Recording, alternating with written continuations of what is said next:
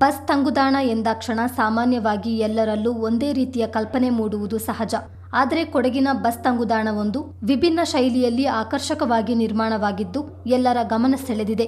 ಬಾಡಗ ಬಾಣಂಗಾಲ ಗ್ರಾಮದ ಮಠ ಸೇರಿದಂತೆ ಸುತ್ತಮುತ್ತಲ ಭಾಗದ ಜನರು ತೂಪನಕೊಲ್ಲಿಯಲ್ಲಿ ಬಸ್ಗಾಗಿ ಕಾಯಬೇಕಾಗಿದ್ದು, ಇದನ್ನು ಅರಿತ ಇವಾಲ್ವ್ ಬ್ಯಾಂಕ್ ರೆಸಾರ್ಟ್ ಸಂಸ್ಥೆಯು ನೂತನ ಶೆಲ್ಟರ್ ನಿರ್ಮಿಸಿದೆ. ರೂಪಾಯಿ 5 ಲಕ್ಷ ವೆಚ್ಚದಲ್ಲಿ ತೂಪನಕೊಲ್ಲಿಯಲ್ಲಿ ತಲೆ ಎತ್ತಿರುವ ಬಸ್ ತಂಗುದಾಣವನ್ನು ಮಾಲ್ದಾರೆ ಗ್ರಾಮ ಪಂಚಾಯಿತಿ ಅಧ್ಯಕ್ಷೆ ಮಾಲತಿ ಉದ್ಘಾಟಿಸಿದರು. ಗುಣಮಟ್ಟದ ತಂಗುದಾಣ ನಿರ್ಮಿಸಿರುವ ಇವಾಲ್ವ್ ಬ್ಯಾಂಕ್ ಸಂಸ್ಥೆಯ ಕಾರ್ಯಕ್ಕೆ ಮೆಚ್ಚುಗೆ ವ್ಯಕ್ತಪಡಿಸಿದರು.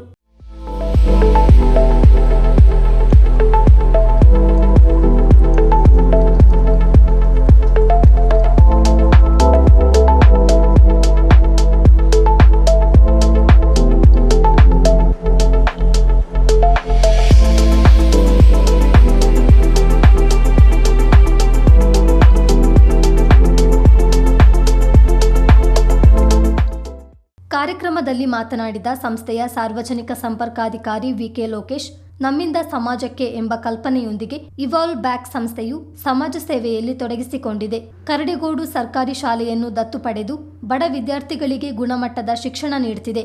ಸಿದ್ದಾಪುರ, ಮಾಲ್ದಾರೆ ಪಟ್ಟಣದಲ್ಲಿ ಸೋಲಾರ್ ಬೀದಿ ದೀಪ, ಹೈಮಾಸ್ಟ್ ದೀಪ ಸೇರಿದಂತೆ ವಿವಿಧ ಸಾಮಾಜಿಕ ಕೆಲಸವನ್ನು ಮಾಡ್ತಿದೆ. ಇದೀಗ ನೂತನ ಬಸ್ ನಿಲ್ದಾಣ ನಿರ್ಮಿಸಿದ್ದು ಸಾರ್ವಜನಿಕರು ಇದರ ಸದುಪಯೋಗವನ್ನು ಪಡೆಯಬೇಕು ಎಂದರು. ಮುಂಚಿತವಾಗಿ ಕೊಡಗು ಜಿಲ್ಲೆಯನ್ನು ಕರ್ನಾಟಕದ ಕಾಶ್ಮೀರ ಅಂತ ಕರೀತಾರೆ.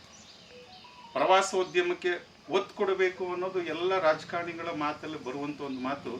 ಕೊಡಗು ಪ್ರವಾಸೋದ್ಯಮಕ್ಕೆ ಸೂಕ್ತವಾದ ಜಾಗ. ಆದರೆ ಪ್ರವಾಸೋದ್ಯಮಕ್ಕೆ ಪ್ರಥಮ ಬಾರಿಗೆ ಉತ್ತೇಜನವನ್ನು ಕೊಟ್ಟಿದ್ದು ಆರೆಂಜ್ ಕೌಂಟಿ ಸಂಸ್ಥೆ ಅಂತ ಹೇಳಲಿಕ್ಕೆ ಇಷ್ಟಪಡ್ತಾ ಇದ್ದೇನೆ. ಟೂರಿಸಂ ಇದಕ್ಕೆ ಪ್ರಥಮ ಬಾರಿ ಒಂದು ರಿಸಾರ್ಟ್ ಕಾನ್ಸೆಪ್ಟ್ನ ಕೊಡಗು ಜಿಲ್ಲೆಗೆ ತಂದಿದ್ದು ಕೂಡ ಆರೆಂಜ್ ಕೌಂಟಿ. ಅದರ ಭಾಗವಾಗಿ ಇವತ್ತು ಸಾವಿರಾರು ಹೋಮ್ ಸ್ಟೇಗಳು, ಹಲವಾರು ರಿಸಾರ್ಟ್ಗಳು ತದನಂತರ ಇಲ್ಲಿ ಕೊಡಗು ಜಿಲ್ಲೆಯಲ್ಲಿ ಆರಂಭಗೊಂಡು ಇವತ್ತು ನಾವು ಕಾಣ್ತೇವೆ. ಶುಕ್ರವಾರ ಮಡಿಕೇರಿಗೆ ಹೋದ್ರೆ, ಶನಿವಾರ ಭಾನುವಾರ ಮಡಿಕೇರಿಗೆ ಹೋದರೆ ಎಲ್ಲ ಕಡೆ ಕೂಡ ಟ್ರಾಫಿಕ್ ಜಾಮ್. ಅಂದರೆ ಇಡೀ ರಾಜ್ಯದಿಂದ, ದೇಶದ ಬೇರೆ ಬೇರೆ ಭಾಗದಿಂದಲೂ ಕೂಡ ಪ್ರವಾಸಿಗರು ಕೊಡಗಿಗೆ ಬರುವಂತಾಗಿದೆ. ಸಂಸ್ಥೆಯ ಕಾನ್ಸೆಪ್ಟ್ ಕೂಡ ನಮ್ಮಿಂದ ಸಮಾಜಕ್ಕೆ ಏನು ಮಾಡಬೇಕು ಅನ್ನೋ ಚಿಂತನೆ ಆರೆಂಜ್ ಕೌಂಟಿ ಸಂಸ್ಥೆಯಲ್ಲಿದೆ. ನಾವೆಲ್ಲರೂ ಕೂಡ ಕಾಣ್ತೇವೆ, ಸುತ್ತಮುತ್ತ ನೋಡ್ಬೇಕಾದ್ರೆ ಒಂದು ಕಾಣ್ತೇವೆ, ನಮಗೇನು ಸಮಾಜದಿಂದ ಸಿಗುತ್ತೆ ಅಂತ ಯೋಚನೆ ಮಾಡೋರ ಸಂಖ್ಯೆ ಜಾಸ್ತಿ. ನಾವು ಸಮಾಜಕ್ಕೆ ಏನು ಮಾಡಬೇಕು ಆ ಕಾನ್ಸೆಪ್ಟ್ ಇರುವಂಥದ್ದು ಇವತ್ತು ನಮ್ಮ ಸಂಸ್ಥೆಯಲ್ಲಿ. ಸೊ ಆ ಉದ್ದೇಶದಲ್ಲಿ ಪ್ರಥಮ ಬಾರಿಗೆ ನನಗನ್ನಿಸ್ತಾ ಉಂಟು 2001-2ರಲ್ಲಿ, ಅದಕ್ಕಿಂತ ಮುಂದೆನೆ ಪ್ಲಾಸ್ಟಿಕ್ ಬಗ್ಗೆ ಅವೇರ್ನೆಸ್ ಸಿದ್ದಾಪುರದಲ್ಲಿ ಕ್ರಿಯೇಟ್ ಮಾಡಿ ನಮ್ಮ ಸಂಸ್ಥೆಯ ಚೇರ್ಮನ್ ಒಳಗೊಂಡಂತೆ ಕರಡಿಗೋಡು ಭಾಗದಲ್ಲಿ ಪ್ಲಾಸ್ಟಿಕ್ ಹಿಡ್ಕೊಂಡು ಜೊತೆಯಲ್ಲಿ ಆ ಪ್ರತಿಯೊಂದು ಮನೆಯೂ ಕೂಡ ಒಂದು ಬ್ಯಾಗನ್ನು, ಬಟ್ಟೆ ಬ್ಯಾಗನ್ನು ವಿತರಣೆ ಮಾಡಿಕೊಂಡು ಪ್ಲಾಸ್ಟಿಕ್ ಬಗ್ಗೆ ದುಷ್ಪರಿಣಾಮದ ಬಗ್ಗೆ ಮಾಹಿತಿಯನ್ನು ಕೊಡುವಂಥ ಕೆಲಸದಿಂದ ಆರಂಭಗೊಂಡು ತದನಂತರ ಸಿದ್ದಾಪುರ ಪಂಚಾಯತ್ ವ್ಯಾಪ್ತಿಯಲ್ಲಿ ಉಪಾಧ್ಯಕ್ಷರು ಇಲ್ಲೇ ಇದ್ದಾರೆ. ತಾವು ಕೇಳಿದಂಥ ಹೈಮಾಸ್ಟ್ ಲೈಟ್ ಇರ್ಬೋದು, ಸೋಲಾರ್ ಲೈಟ್ಗಳಿರ್ಬೋದು, ಹಿಂದೆ ಏನು ಕೇಳಿದ್ರು ಅದನ್ನೆಲ್ಲ ಕೊಡುವಂಥ ಕೆಲಸ ಕೂಡ ಆಯಿತು ಕೇಳಿದ್ದನ್ನು.